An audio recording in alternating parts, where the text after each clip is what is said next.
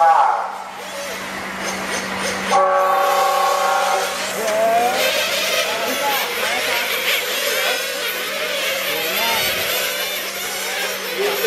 วันโฟร์ไม่ต้องเอา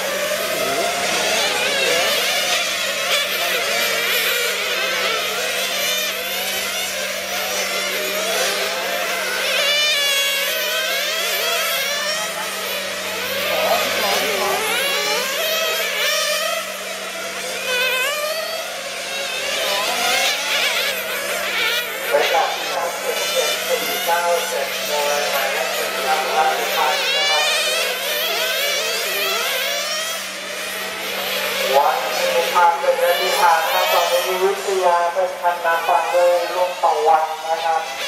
อยู่ที่3นะครับภูมิอยู่ที่7นะมีทันตอนนี้ตกไปไกลเป็นทันอยู่ที่9วิทยาทำรถแบบล่าสุดเป็น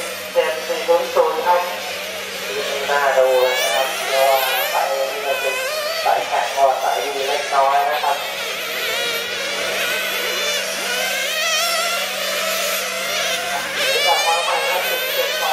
8นะครับโดยนักวิพากษ์ของตอนนี้ตามผู้นำใจเลยนะครับ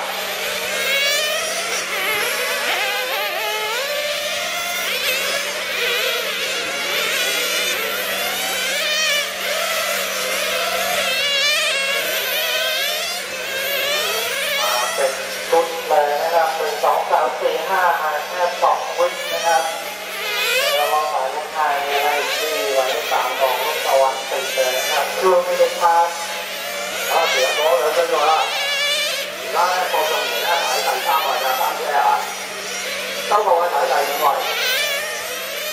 阿小明咧排第6位嘅，阿蘇能排第8位，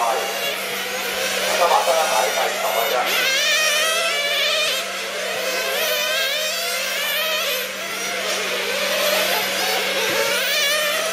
3車咧是叫佢賣3車。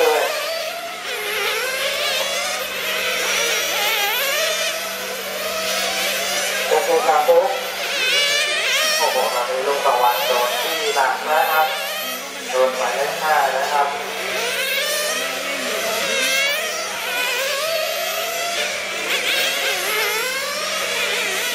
เป็นล่าสุดที่7-1-0-4นะครับโดนเจ้าตอนนี้บ้านไทยที่7นะครับหลังนะครับรอบแบบ7วินะครับลูกตะวันเปิดให้นะครับส่งมาเป็นที่3นะครับลูกตะวัน